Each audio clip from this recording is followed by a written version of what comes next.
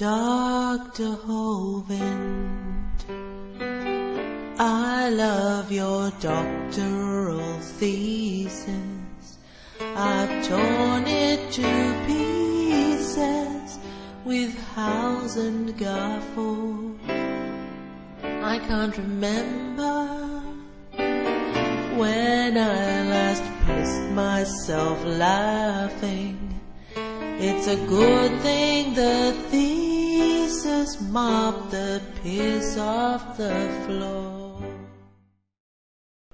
Welcome to Part 8 of this read-through and peer review of Kent Hovind's doctoral dissertation, which was published on wikileaks.org on December the 9th, 2009.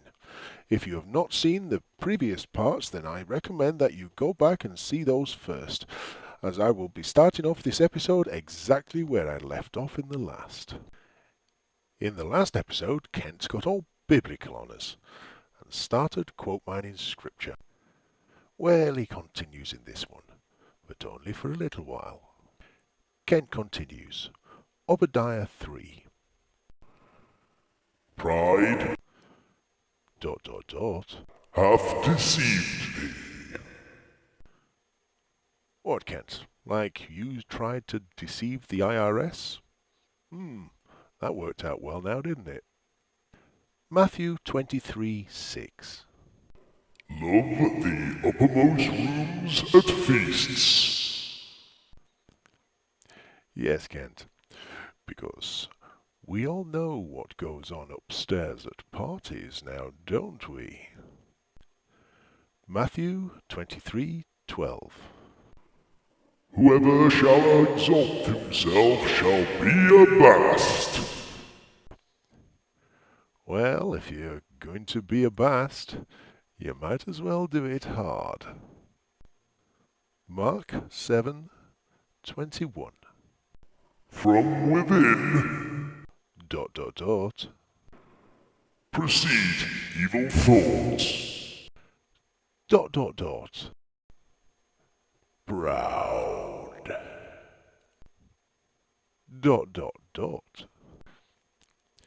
Kent, if you're going to quote mine, can you just make it a little less obvious? I mean, just picking words out of a sentence and just stringing them together to try and make another sentence? Luke 1:51. He scattered the proud in the imagination of their hearts. Is that like you scatter stupid in their minds, Kent? Romans 1:22 through to 30. Professing themselves to be wise. Proud. Kent, I think you're reaching here. I mean, that's one hell of a quote mine. Romans 1st, verse 22 to verse 30. Basically, you take five words out of verse 22 and one word out of verse 30. Hell, I want to see the train that hit that Bible. But I'll let you continue. 1 Corinthians 8:1. Knowledge puffeth up. I guess that's why you're so thin. 1 Corinthians 13:4. Charity is not puffed up. How about being proud of your charitable donations? 1 Timothy 3:16. Now, Kent really is reaching now. He even starts mid-sentence. Lifted up with pride ye fall into. Into what, Kent? The group of people commonly known as proud people? You don't explain. 2 Timothy What? There were two of them? 3, 2. Men shall be lovers of their own selves. Join the dots to reveal the quote mine. Proud. ... And there it is. James 4, 6. God resisteth the proud. And for our last quote mine, 1 John 2:16. Mid-sentence start, ... Pride of life. ... And they're all over.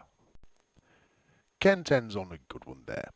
I mean, if you're gonna quote mine anything, you don't want any more than 3 words. That's what you want to do.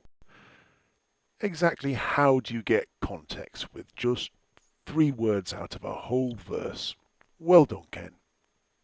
Bloody idiot. But Kent continues. There you have just a few of the many verses in the Bible that deal with pride. No, Kent, what you have there are several of the many verses in the Bible that have the word pride in them, and a couple that don't, just for good measure. God hates pride. Is that normal pride, or just gay pride? In his pride, Satan decided he would exalt himself and take over the throne of God. That's not pride, Kent. That's just ambition. I mean, Satan, it's not exactly as though he started in the mailroom okay. He was head of the celestial choir, but doesn't mean to say that he wants to be stuck in a dead-end job for eternity now, does it? Anyway, time for a bold sweeping statement. This is where evolution started. It started in heaven, in the heart of Satan. So I guess in the beginning we only had one type of dog, one type of cat, one type of horse, one type of cow. There you go, folks. You've got Satan to thank for biological diversity. That's probably how Noah managed to fit them all on his ark. Anyway, Satan and a number of angels that followed him were cast down to the earth, where presumably they claimed asylum and were given a 12-bedroom council house. Then we have the story repeated in the heart of man, who presumably also claimed asylum and was given a 12-bedroom council house. Man is trying to exalt himself. This is what evolution is teaching today, that man is the pinnacle, the ultimate.